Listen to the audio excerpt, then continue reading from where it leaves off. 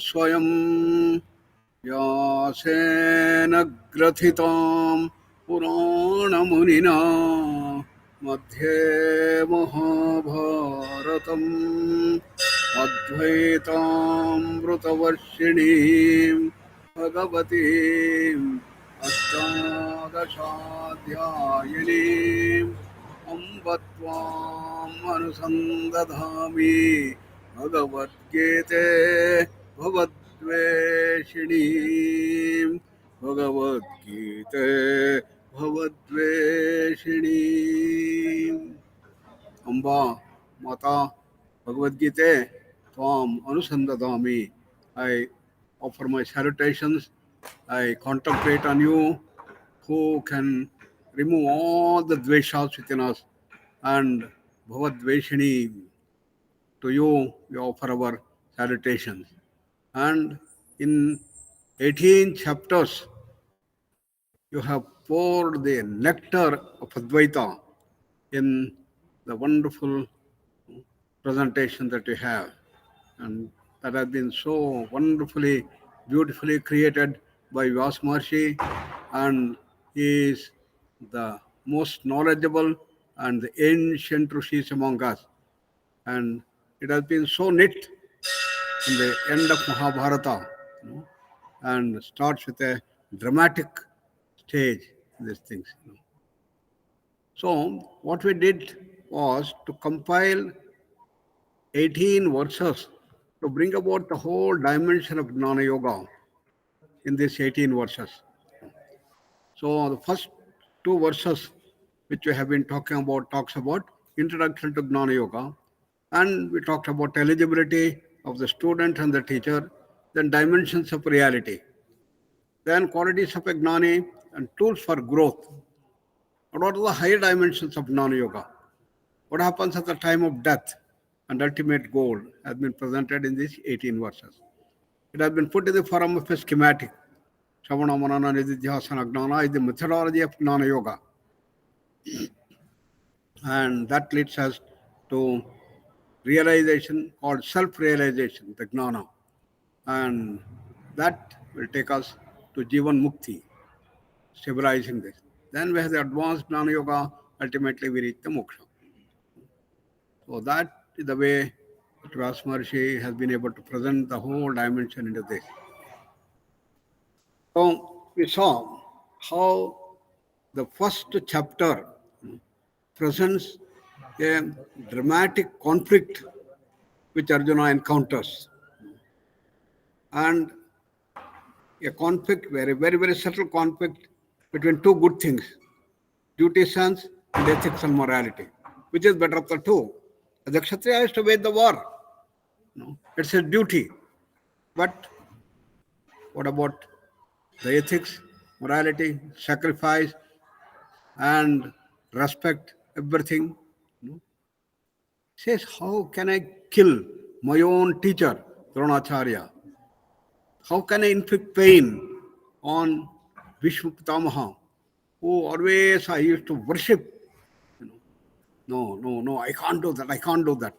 His heart comes out with a lot of compassion, love, respect, and then his intellect also supports him. Hey, you're doing a very big papa in this thing. And for what you are doing all this war? Yadraja sukalobena hantum swajanam. You have become so greedy, you have become so selfish, and you are prepared to kill own people. No, you are wrong. And this will lead you to tremendous amount of papa for you. His inner mind is telling. And the result of that conflict is that he completely gets shattered. The whole body trembles. And he cannot even hold the Gandiva and sits down in the chariot. So that was the condition. So how to bring him back?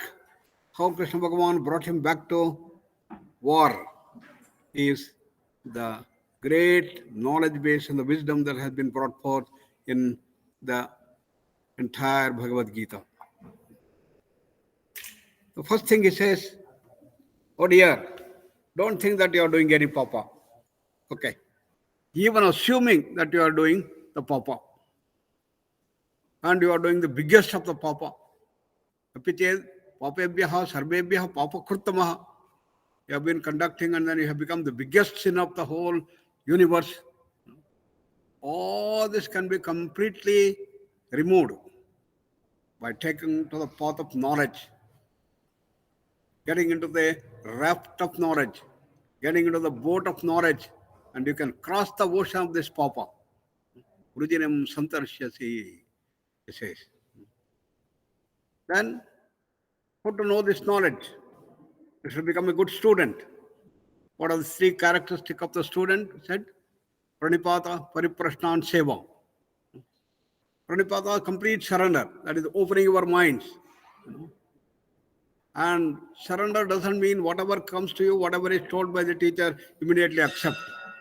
You must question. Prashna and Pariprashna, questioning. Deeper the questions you have, better the student you are. And you have to overcome your tamas. Don't get drawn and enslaved by the laziness. So I must do the seva. Three characteristics of the student has been brought forth beautifully. And that is the eligibility criteria to take up to the Gnana Yoga. And what is the role of a teacher? What are the characteristics of a teacher? Upadekshantite gnanam gnaninaha tattvadarshinaha. Two characters. One, he should be very knowledgeable. He must know everything about the whole system. And that alone is not enough. You should have the realization. Theory and practice. Well versed in all shastras, the theoretical knowledge. And have the realization of the truth or reality at the experience. And in another place it said Shrotriyam Brahmanishtam. He is the knower of all shastras and he is attuned himself with Brahmanishtatva as the dimension. So with that, Krishna now begins the hypothesis.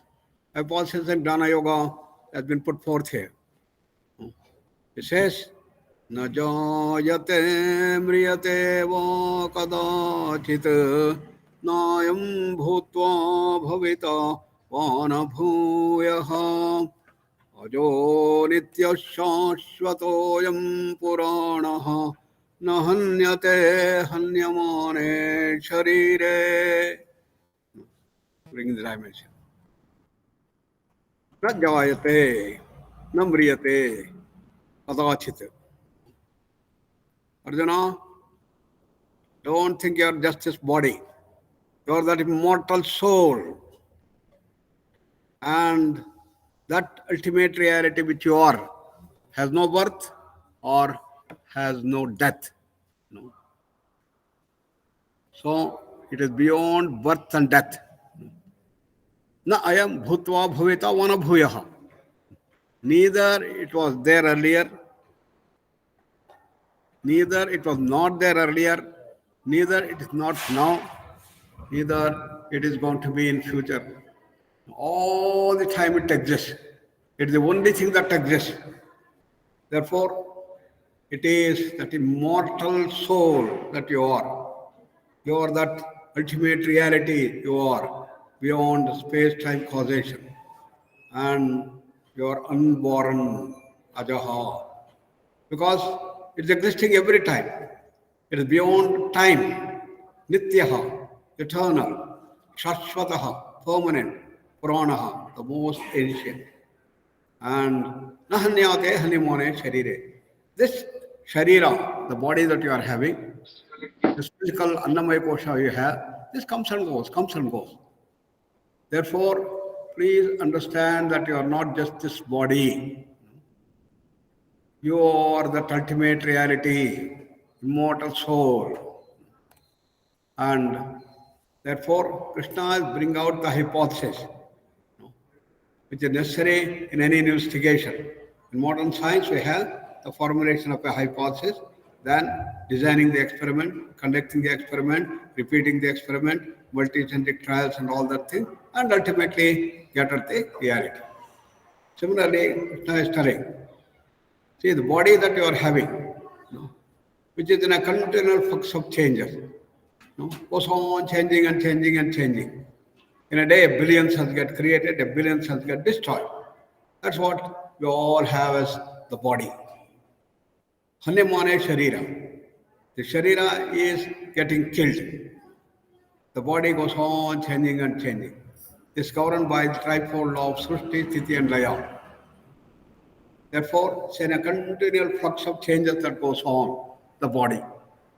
But you are not recognizing something which is unknown to you. That is the unchanging entity. It's called as self. It's called Parama Atman. It's called soul of all of us. And that is the base of all changing. So there is a changing Jagat, there is an unchanging reality. There is the changing body and the unchanging Atman that has been put, two dimensions. And this ever-changing dimension that we have, the Jagat or the body, also we have the seen and the unseen. So in the Jagat, in the bodies that I am talking about, the Hanimane Sharire, the Sharira is the gross body, Annamaya Kosha. This is what you can see. But there are 4 more bodies which are not seen by you. They also get destroyed. All the 5 bodies go on changing and changing and changing. So what you are seeing, Annamaya Kosha, is changing continuously. But the unseen things like Pranamaya Kosha, Manomaya Kosha, Vijnanamaya Kosha, they are called the subtle bodies, Sukshma Sharira. And the Anandamaya Kosha is the Karana Sharira, the causal body. All these are continuously changing and changing and changing. And they all are the ones that get killed. And that which is beyond the 5 koshas, that which is beyond the 5 bodies is the unchanging dimension. That is your original self. This is my original self, the self of all of us. Therefore, it is called Parama Atman. What is that ultimate reality? Nainam chindanti shatrani, nainam dahati pavakaha, everything told. Ajahan, nityaha, all that. It is unborn, it is beyond space, time, causation. It is the one that exists always. It has no birth, it has no death. And that is our original state. That's what you are, Arjuna. Krishna is telling you. And you are not just this physical body alone. You are having another 4 bodies. But all these 5 bodies also go on changing and changing and changing. Not only the physical body.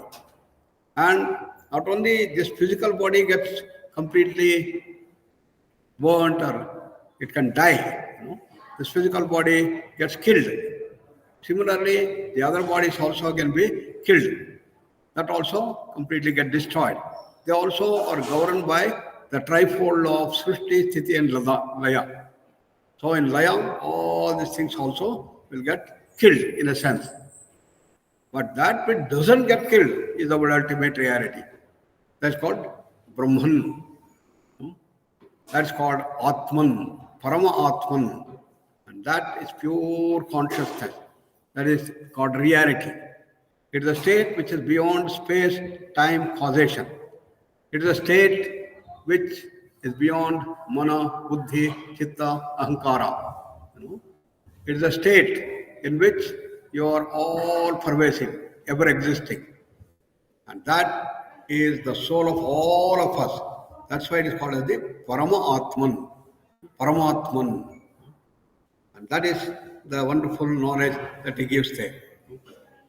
Therefore he says, Veda Avinashinam Nityam. Repeat. Veda Avinashinam Nityam.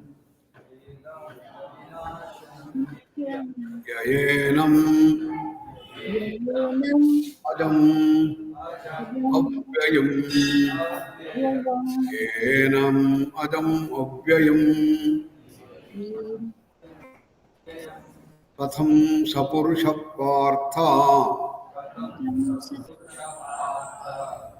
Katham Sapurusha Partha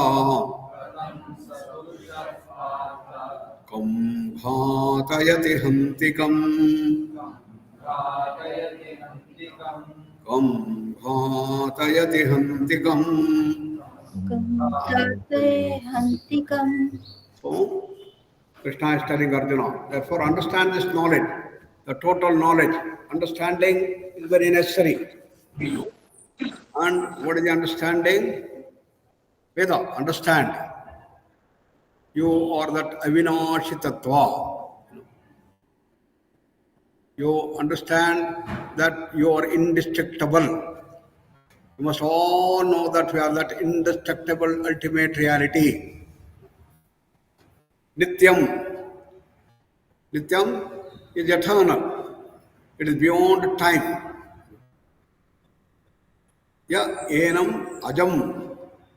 This has neither birth nor destruction. Therefore, it is not born. You don't have a time when it is born. Ultimate reality. Ultimate reality is ever existing. So it is beyond time. So it is all the time there. And therefore it is ajam, unborn. And avyayam. So it's inexhaustible. It doesn't go on changing. It doesn't change. Avyayam. Vyayam is that which goes on getting exhausted. For example, if a candle, it goes on burning, it gets exhausted. So in our body also, physical body, it goes on deteriorating as we age, and one way we are going to die. So it is Vyaya. Vyaya. Vyaya is it goes on getting distracted, exhausted. So therefore it's inexhaustible. It is unchanging. Then, therefore, that's your ultimate reality. Therefore, how can you kill anybody? How anybody can kill you? Katham he partha kam ghatayati kam hanti. How can anybody kill anybody else?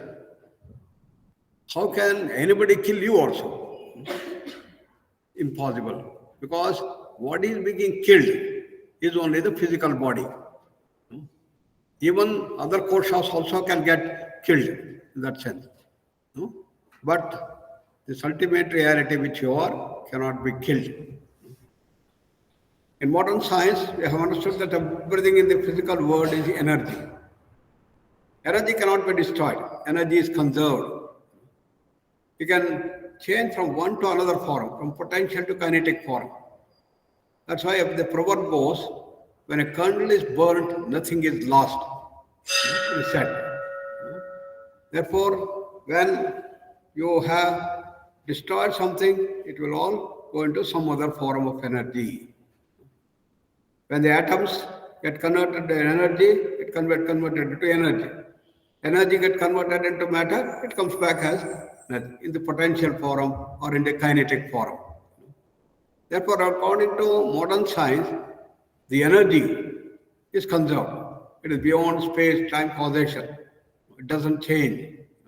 It's ever existing all the time. But it manifests as various objects in the physical world. Similarly, the ultimate reality, pure consciousness, is the one that manifests as the world. And what exists all the time is the pure consciousness. And the five koshas, they go on changing and changing. All our five bodies go on changing and changing. So this is the understanding. We have two dimensions of reality. One is that unchanging reality, unchanging Brahman, unchanging Paramaatman. And we have the changing creation, changing Jagat, changing world. So these are the two dimensions of reality. And what is the relation between two? Purnat Purnam Budachyate. This entire Jagat comes from the pure consciousness. And pure consciousness can come, manifest, and then it can withdraw. So it creates, it sustains, and then withdraws. Srishti, Sthiti, Laya happens. This cycle goes on and on, continuously.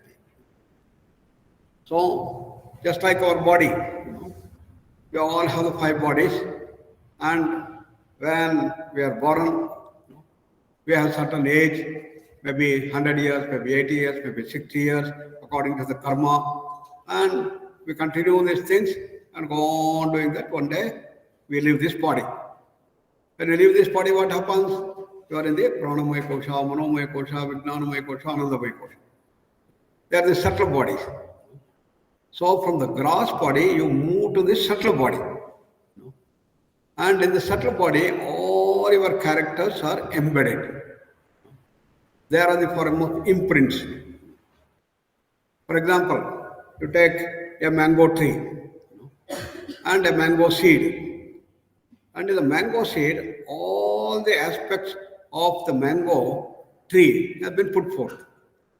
When the mango seed sprouts, it creates a mango tree.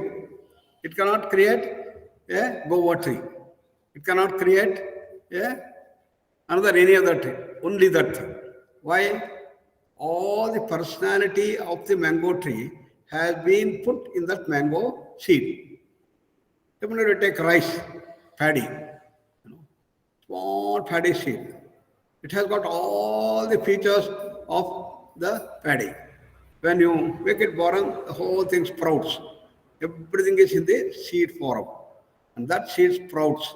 And you got the paddy, and then it comes out and produces the things. Similarly, when we are born, everything is in the seed form.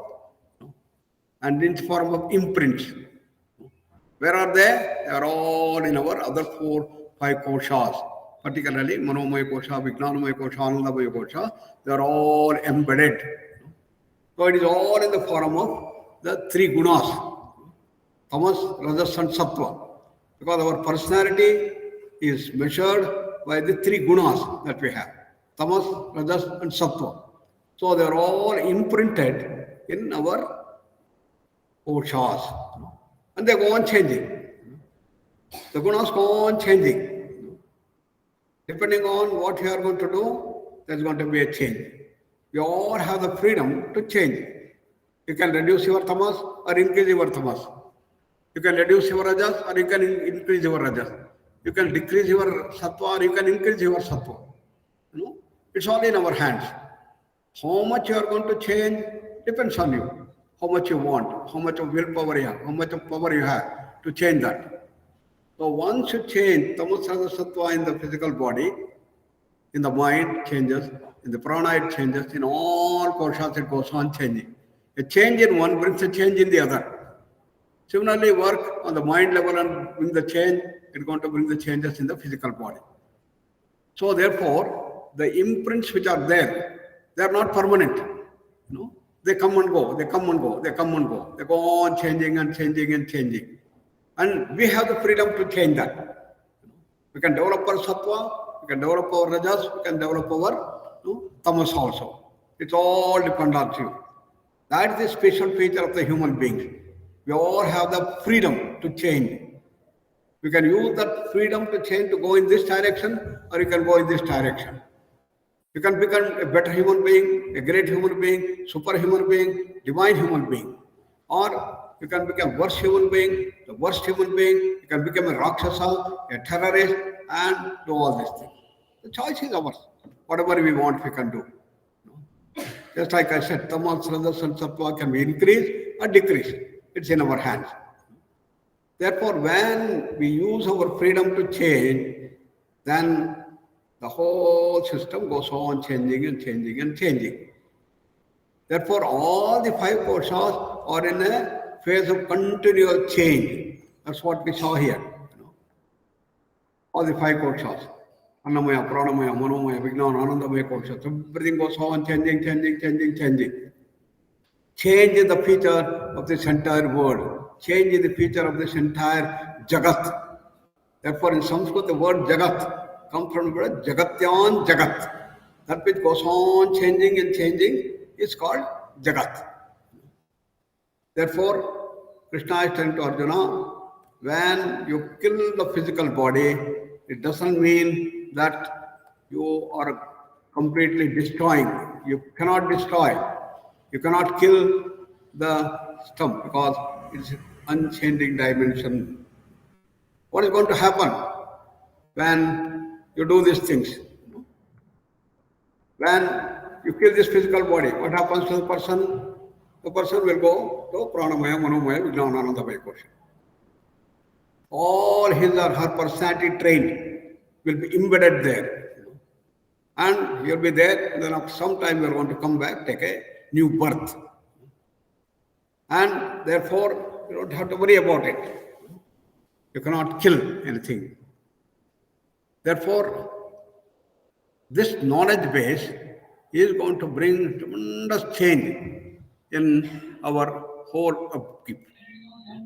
So Krishna is giving that knowledge base that you are not this physical body, but you are ultimate reality. That one given.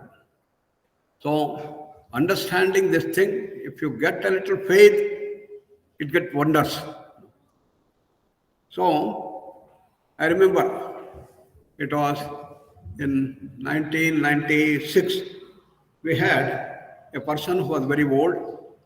He was 68 years old, and he got the cancer, throat cancer, a big tumor. And it went on increasing and became so thick that you could not move your thing. So he went to the cancer hospital in Bangalore.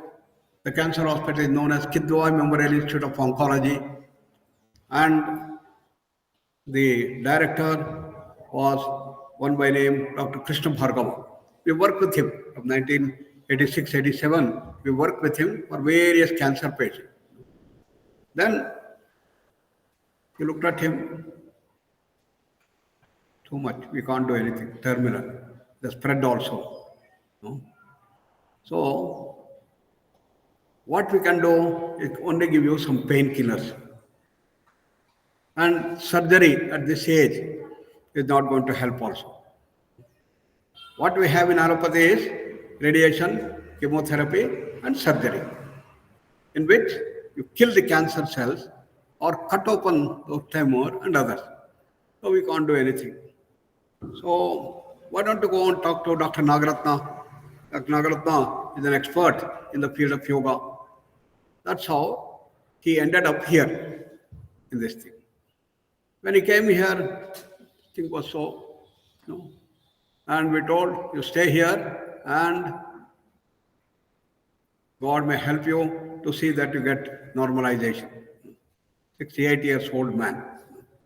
And he has become very old, sort of complete, weak, everything. So initially we started feeding him. Almost we had put a tube and give the fluid. First day, second day. Then day by day, he started improving. And it was the 18th day. He was able to move his things and was able to produce the sound, everything. And 26th day, he was able to talk nicely. He was feeling very good. And at the end of the month, Dr. Krishna Bhargava, who was the director, normally he used to come here once in a month to see some of the cancer patients. We got a section here, oncology department, in our Arogyadam. A lot of cancer patients come here. So he came here, and this fellow goes there to the gate and welcome, Krishna Bhargavaji, let's come. It's nice lunchtime, let's have lunch. Surprised, And he's sitting by his side and nicely eating, talking nicely, A person, can you connect?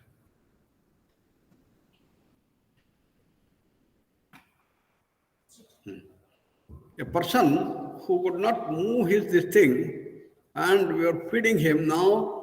He is talking, he is eating by his side. I was surprised. So I said, "How this happened?" You know, Sir, Dr. Nagaratna's talk, that talk, completely changed me. What she told, you are that immortal self. You are that ultimate reality. And nobody can kill you. And when this body goes, what happens? You go into Pranamaya Kosha, Manomaya Vijnananamaya Kosha, then you are going to come back. Then I said, oh, then why should I be afraid? No? All my fear of death went away. I'm ready to die now. That thing came up. And because of that, all changes happened. Then Krishna Varga looked at him, touching like this thing. Hey, now, earlier when I had seen 1 month, 1.5 months back, it used to be hard like a diamond, very strong stone. Now I see it has become so soft like a tomato. So, now if you want, you come there and I can do surgery and you will get better. And I said, no, sir, thank you very much. Now, I don't have any fear of death. I'm ready to die now. Because what is going to happen after all when I die? This physical body will go. Then I will go into Pranamaya Kosha. After a few days, 11 days, Pranamaya Kosha will go away. Then I will be in the Manomaya Kosha. Depending on my karma, I will doing certain things. Then after some time, I will come back. Let me have a fresh body. So why should I be afraid for these things? Therefore, I don't want anything, sir. Thank you very much. And he continued. And he went on doing these things, and his tumor size started coming down. From big, came down. He was here with us for 2.5 months. Then he went back. And we told that he must continue practices. The knowledge empowered by the practices that he learned here, cyclic meditation, was the wonder thing for him. And very deep relaxation was coming up. So I was very happy. And then he learned the art of MSRT, mind sound resonance technique. This all helped to strengthen his immune system. Immune system started smashing the cancer cells. He went home and he came back after 9 months again. Then we see the tumor cells have become small, very, very, very small. And he's very happy. He said, Doctor, now all my fears have gone. I am prepared to die anytime. And that earlier fear was the root cause for the aggravation. Fear has a very strong immunosuppressant factor, just like the stress. And what happens? The immune system gets suppressed and gets into the viparya mode. What is that viparya mode? Wrong knowledge. Immune system has a special capacity to find out who is the enemy, who is a friend. In our body, every day, millions of germs come from outside, viruses and infects, everything. Our immune system is a strong defense. It takes care of it. They're all enemies and then gobbles up. Similarly, in all our bodies, cancer cells are born inside our body. Cancer cells are not coming from outside. They are not invaders from outside. In our bodies, when a billion cells get created, a few cells, maybe 1,000 or 2,000 cells, are not created the way they had to be created. They are like naughty children, haphazard children. And children always want to create problem. Immune system knows these cancer cells are very dangerous, so we must finish. So it gobbles them up. And therefore we are all healthy. But in the cancer cell, in the cancer people, what happens? Immune system somehow gets into the viparaya, wrong knowledge. You think that these cancer cells are my good friends, you know. So it allows these cancer cells to grow over 3 months, 6 months, 1 year, 2 years, 3 years, 5 years, 10 years. It becomes a big tumor. It becomes. Then you go to the doctor, oncologist. What do they do? Too much cut out, or radiation, or the chemotherapy. You kill those cancer cells. But whether you have removed the root cause, wrong knowledge of the immune system have you removed? No. Therefore, again it spreads. And you have secondaries. After 1 year, 2 years, 3 years, again it spreads all over the body and you're finished. So, what is this knowledge that helps us to do this thing? Why this viparaya has come? Why that wrong knowledge has come to the immune system? Because of the stress, because of the fear. The fear is the one that aggravates. Fear is the root cause for all the stresses. Fear is featured by avidya, wrong knowledge. So the wrong knowledge Arjuna had is, how can I kill these people? Everything will be destroyed if I kill. But what is the right knowledge? When you kill, you are not killing everything. They are not destroyed. Only physical body is gone. It will come in different things. No? Therefore, don't worry. So this knowledge and the corresponding faith he got completely changed him. And he lived up to the age of 91. And he recently passed away. It was a tremendous offering of the mind of the oncologist in these things. This is the power of knowledge. So once you have the right knowledge, then it can even deal with terminal case cancer patients. That's what we have been doing here. In Arogadama, many people have come who were declared he will not live more than 6 months. But we have documented they have lived for 5 years, 10 years, 15 years. And how to show that immune system gets into the normal mode, viparaya. So we did a lot of research. In modern science, everything should be proven by evidence. So we had randomized controlled trial. 30 in the yoga group, 30 in the control group. In control group, we did not give anything. And we measured. Those people who are undergoing the yoga practices, they were all getting better. And all the symptoms reduced. Many aspects of cancer also improved. We published the paper.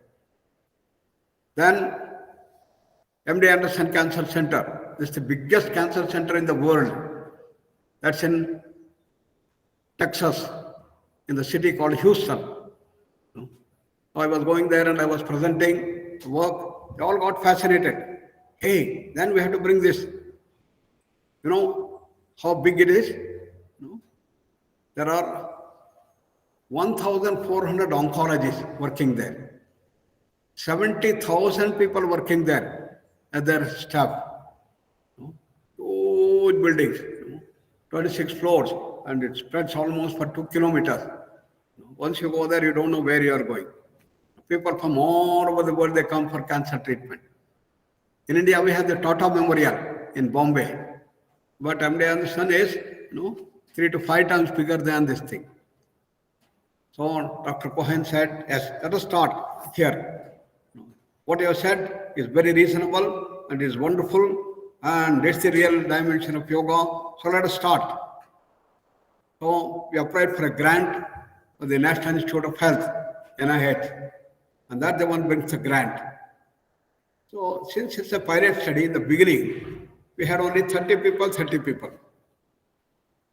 And they gave a grant of $700,000 for this thing. And we conducted the program. And we followed them up and we measured all the parameters. and wonderful results started coming up. At the end of that, we produced a paper which was published in the Journal of Oncology, a high impact journal. In the meantime, we started our work here in Healthcare Global. That is one of the premier institutes of cancer here in Bangalore. Earlier it is called the Institute of Oncology. Later on, it is renamed as Healthcare Global. In the whole country, there are about 27 branches of Healthcare Global. And we started our work there.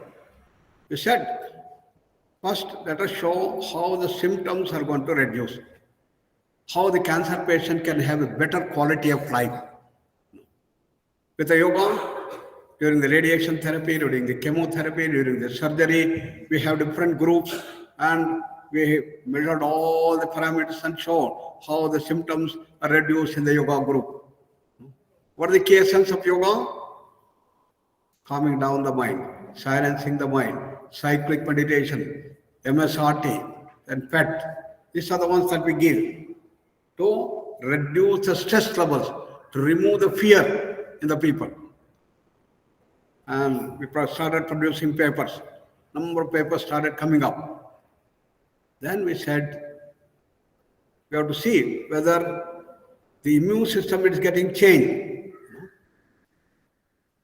So we went deeper into this thing. We went deeper and even the DNA. What happened? We measured the DNA repair mechanisms. Apoptosis. Apoptosis is the programmed cell death. Every cell follows the law of apoptosis. The cancer cell, they do not follow. So you can measure the apoptotic index. So we measured the apoptotic index and showed that it goes on improving in this thing, in the people who are practicing yoga.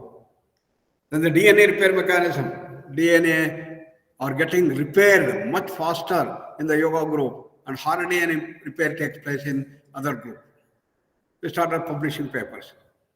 With all this backdrop, then MD Anderson Cancer Center in a collaboration, we wrote a bigger project, a bigger study, 660 patients, and a longer study, at least 1 year follow-up.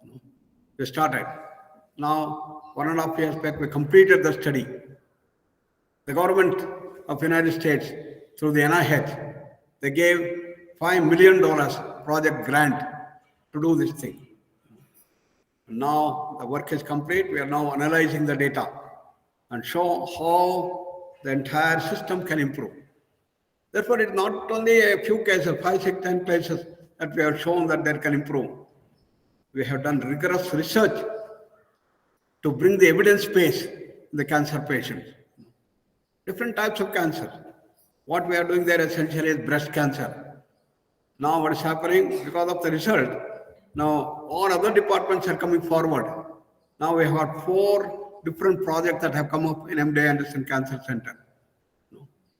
And the chief of that is going to come here for our conference in January. And this is how yoga works. What is the root cause? Knowledge base of the Bhagavad Gita. What is the knowledge base? We are not this physical body alone. We have 4 more bodies. The physical body is called Annamaya Kosha, the gross body, called the Sthula Sharira. Therefore, as long you have very strong notion only about the physical body, if the body dies, you're terrified. When you get cancer, why people get afraid? Because we think that we die and that's ultimate. We are afraid of death. That fear of death has to be overcome. How can you overcome the fear of death? By the total knowledge. So, Yagnavalka tells to Janaka, Abhayam vai Janaka praptosi.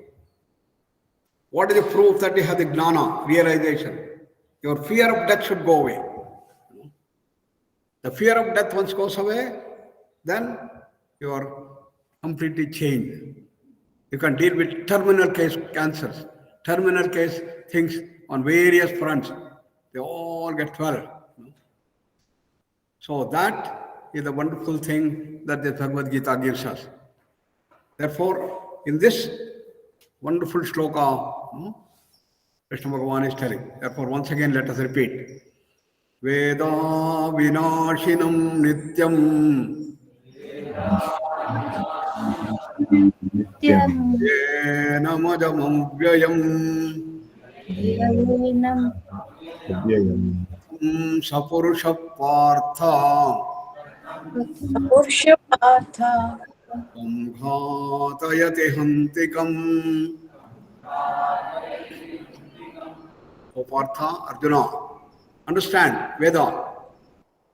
What you have to understand, Avinashinam, you are the immortal, you are indestructible, you cannot be killed, you cannot be destroyed, you are the Nitya, permanent, eternal, and you are beyond space, time, causation. You are beyond mana, buddhi, chitta, ahankara. That's your original state. Ajam, abhyayam. Therefore, it cannot be exhausted. It cannot be burnt out. No, you are that eternal. Understand? Veda, please understand that.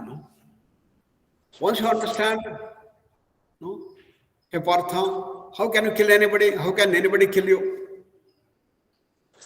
You can kill only the physical body, and not the ultimate. Kam ghatayati, kam hanti. How can you inflict pain and strain them? How can you kill them? So your knowledge, your whole worry, how I can kill them, how I can kill them, is the big worry that you have, because you have a great fear. If you kill them, they'll be destroyed. That fear I had to overcome, Krishna is telling to Arjuna. So what do you think? We have two dimensions of reality. One is unchanging Brahman, unchanging Paramatman, and ever-changing creation. So ever-changing creation is called Jagat, and that unchanging thing is called Brahman. Patanjali called it Kaivalya. So in Vedanta it's called as moksha. What characterizes that reality? Infinite knowledge, infinite power, infinite freedom, infinite bliss. That's what we all are. Therefore, Swami Vivekananda said, each soul is potentially divine. We are all divine. We are all having that infinite power, freedom, bliss, knowledge we all have. But we have forgotten. And we think we are only the body. But then I think you're only this body. You think all these people only have the body. You have forgotten that infinite thing, dimension. Why did this happen? Patanjali describes, avidya, asmita, raga, dvesha, abhiniveshaha, kleshaha. We all, in the process of creation, become smaller and smaller and smaller. The infinity became finite. And finity becomes smaller and smaller and become very small. For example, the water from the sea comes up, vapor, it's spread everywhere. Gradually the vapor condenses and shows up as clouds. You can start seeing the clouds. Vapor you can't see. And the clouds start becoming darker and darker as it condenses further. And the dark clouds start coming down in the form of raindrops. The temperature is very, very low. It stores up as snow. And it comes down and settles, and the temperature is below 10 continuously. It becomes ice, solid ice. Oh, the amount of vapor becomes a small speck of ice. Similarly, our infinite nature has become finite and become very small, small, and become very small as the physical body. And then we have forgotten everything. We have forgotten that we are infinite. That's called ajnana. So what is yoga? Yoga is to remember our ultimate reality. Therefore, the first thing is that we have to recognize that we are not this physical body, we are that ultimate reality. This is what Krishna is telling, hypothesis. In the scientific experimentation, always we hypothesize something. Hydrogen and oxygen come together to form water, is the hypothesis. It doesn't mean immediately the student is going to accept. You have an open mind. Advaiti Pranipatena, Pariprashnena. You start asking questions. Sir, how is it possible? Hydrogen, oxygen, both are gas. How you can get water? You will ask. So like that you must tell. I don't say anything like pranamaya, manomaya, vijnana, anandamaya course. How can I accept? No, I can see body, therefore I can accept. Similarly, you say there's infinite, all-pervasive reality. It doesn't change. How do I accept this thing? How do I know? It's correct. That is scientific inquiry. That should be done. So that is the whole process of Jnana Yoga. First you hear a hypothesis made. Then you have manana, questioning, pariprashna. And then you go for the experimentation. Or the nididhyasana. And you conduct the experiment again and again. Get the transformation, get to know. And once you hear that knowledge, you may not believe. But once you get a faith, get a realization, then whole thing changes. Even understanding gives you. That person with a big being, get a lot of faith. Dr. Nagaratna has told, Dr. Nagendra has told that we are that infinite, and our Bhagavad Gita says, and our scripture says, therefore I believe in that. I don't have only the physical body. When I die, I am going to get this thing. Complete faith. Understanding-based faith also works. And last Saturday I was telling how the soldiers in our country fought to the last. What was the reason? Because the rishis who were there were telling, you are not just a physical body, you have got the infinite self. How did Alexander realize that? Alexander went to the Muni and tell, oh Muni, I feel so pity about you. You don't have clothes. You are one cloth. And I see his house, dilapidated hut. I feel so bad about it. I feel pity for you. Come on, come to my country. I will give a beautiful palatial building and many people to take care of you. And you'll be very, very happy. Here, I don't know whether you get food, whether somebody gives you food or not. What is the response when he said? Don't pity me. I am wonderfully happy. I am blissful all the time. I have to pity you. Why? You need all this paraphernalia. You need a palatial building. You need all types of good food. You need all paraphernalia to take care of you for your happiness. I am not dependent on my happiness. I am that infinite self. I am that happiness all the time. Therefore, I am not going to come there. So Alexander becomes very angry. What? I am ordering you. You have to come.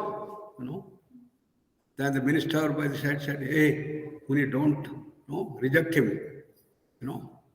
Then he said, what's going to happen? I'm not going to come. I'm very happy here. I'm wonderful here. What is going to happen? Look, Alexander pulls the sword. Next moment will be dead. Then what is the response? Rishi started laughing. Oh, Alexander, I thought that you are a wise man. Today I understand that you are a fool. And you are an ignorant fool. Do you think you can kill me? Impossible. You can kill this body, but not. I'm not this body. I am that infinite self. I am that all-pervasive reality. How can you kill me? Alexander was flabbergasted. So that is the inner fearlessness that comes once you have the faith. Then he understood how everybody in our country fought to the last. 1,000 army killed 10,000 people of Alexander, but never surrendered. So how this knowledge base was imprinted in every small person, in every soldier. That's the grandeur of this country. That's the knowledge base. So this knowledge base should go to our entire system to see that we become great. That's why throughout the world, our soldiers, our army, navy, and air force, everything, our people are the best in the world. Why? They have this knowledge base. So therefore, how this knowledge base can be used to deal with terminal cases is what I was trying to give an example. I can give you a large number of such examples, and this is the great knowledge base that we have to invite. But easily said than done, that hypothesis. But people who have got faith, understanding, they have the faith and they adopt it. But as scientists, we want everything evidence-based. We should do that. So the methodology has been given. What is the methodology? You have to contemplate. You have to do the nididhyasana. What is the nididhyasana? And how you reach that self-realization called jnana is the subject of our talk in the next week. So with that, we close today's session with Shanti Mantra.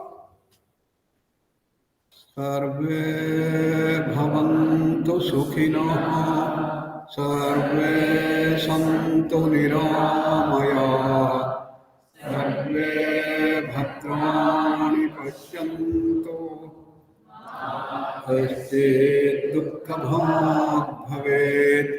Om Shanti Shanti Shanti.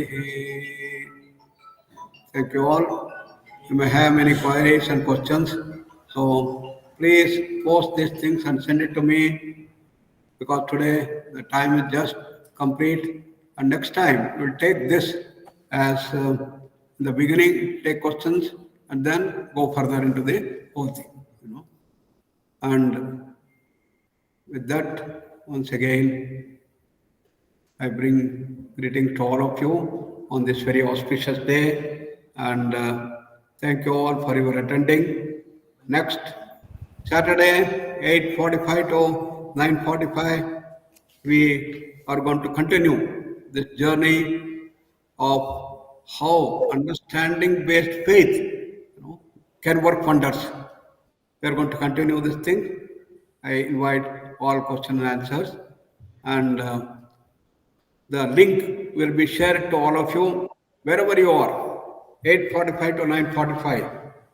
Every week, I'm going to take these things, and you are most welcome. With this, thank you all. Thank you, Guruji. Thank you, Guruji. Thank you, Thank you, Guruji. Guruji. Thank you, Guruji. Thank you, Guruji. Thank you, Dhanyavadaha, Guruji. Thank you all of you. Good. Thank you, Guruji. Hari Om Guruji. Hari Om, Dhara Tyagi, Swati, Hari Om, Guruji. Good. Ram Guruji, धन्यवाद. Pranam, Alok Sharma, Shweta. Thank you very Thank you, Guruji. for joining today. Thank you, Guruji. Thank you very much, Guruji. Thank you very much, Guruji.